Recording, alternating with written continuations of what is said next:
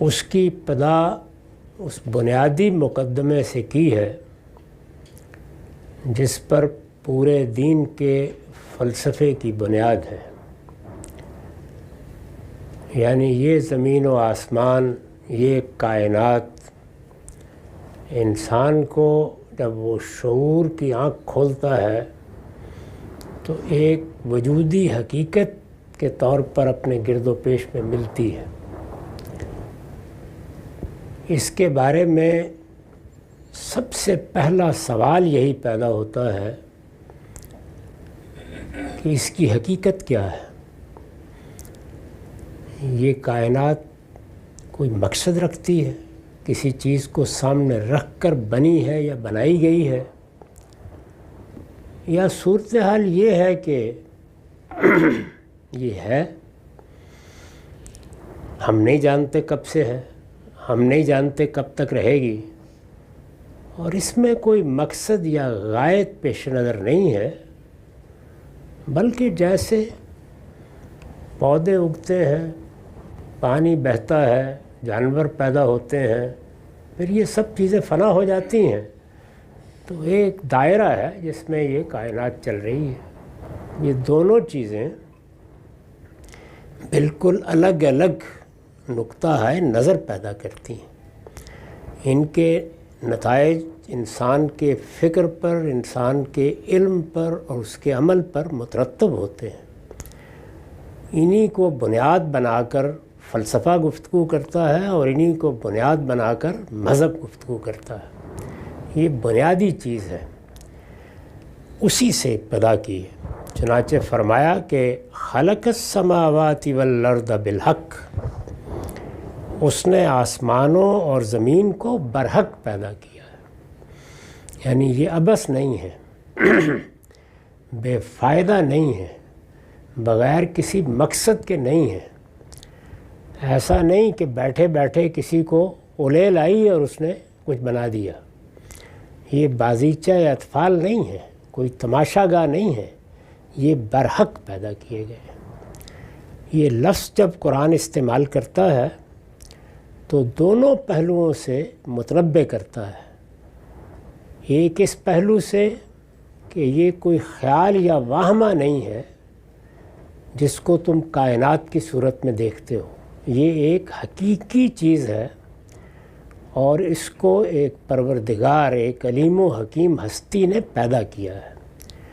اور دوسرے یہ کہ یہ حقیقی چیز کسی کھیل تماشے کے طور پر پیدا نہیں کی گئی، یہ ایک بڑے مقصد کو سامنے رکھ کر پیدا کی گئی ہے۔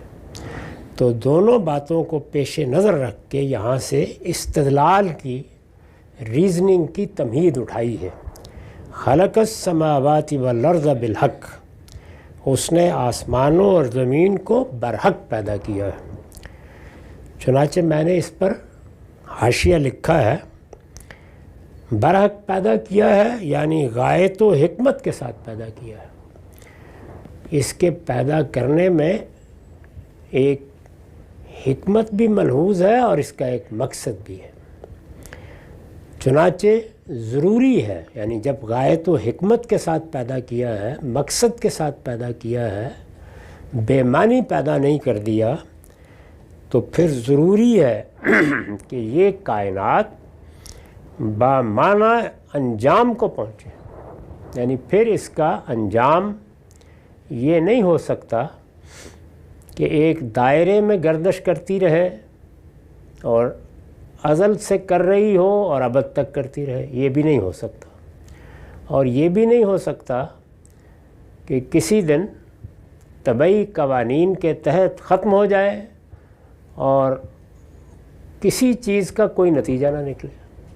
تو دونوں کام اگر تم سمجھو کہ ہو سکتے ہیں تو اس کا مطلب ہے کہ یہ پھر کوئی بامعنی چیز ہی نہیں ہے، یہ کار عبث ہے، بے فائدہ کام ہے۔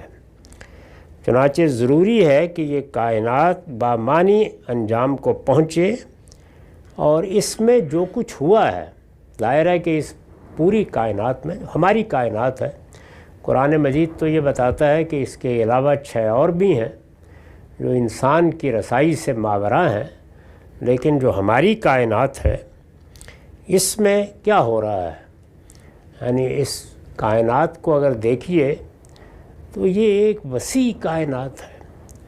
وسعت کا لفظ اپنے معنی کھو دیتا ہے جب ہم اس کائنات کو سمجھنا شروع کرتے ہیں۔ یہ احساس ہوتا ہے کہ گویا بلا نہایت پھیلی ہوئی ہے اور اتنے فاصلوں پر ہے کہ ہمارے تمام عادات ختم ہو جاتے ہیں، یہاں تک کہ ہمیں نئے پیمانے ایجاد کرنے پڑے ہیں۔ اب ہم نوری سالوں میں پیمائش کرنے کی صحیح کرتے ہیں۔ اس میں ایک ذرے کے برابر اگر کائنات کے تناسب سے دیکھیں یا اس کی وسعت کے تناسب سے دیکھیں تو ایک سیارہ ہے جس پر اللہ تعالیٰ نے یہ باشعور مخلوق پیدا کی، یعنی انسان، اور پھر اپنے پیغمبروں کی وساطت سے یہ بتایا ہے کہ تمہارے علاوہ اور تم سے پہلے بھی جنات ایسی ہی باشعور مخلوق کی حیثیت سے اس پر موجود رہے ہیں۔ یہ مخلوقات کیا ایسے ہی ختم ہو جائیں گی؟ ان کے شعور نے جو ان کو خود اپنا شعور دیا ہے وہ کسی نتیجے تک نہیں پہنچے گا، اس کے کوئی معنی اور اس کا کوئی انجام نہیں ہوگا۔ چنانچہ یہ کائنات بامعنی انجام کو پہنچے، یہ اس کے برحق ہونے، اس کے بامقصد ہونے، اس کے پرحکمت ہونے کا تقاضا ہے۔ اور اس میں جو کچھ ہوا ہے خدا کی عدالت انصاف کے ساتھ اس کا فیصلہ سنا دے، یعنی اس میں نیکی بھی ہوئی ہے، خیر بھی ہوا ہے، لوگوں نے انسانوں کی خدمت بھی کی ہے، انہوں نے اپنے بہترین اوقات، اپنا کمایا ہوا مال نیکی اور خیر کے لیے بھی صرف کیا ہے، اور وہ لوگ بھی ہوئے ہیں جنہوں نے فساد برپا کیا ہے، لوگوں پر ظلم کیا ہے، ان کو اپنی ستمرانیوں کا ہدف بنایا ہے۔ تو اس کا کوئی فیصلہ نہیں ہوگا۔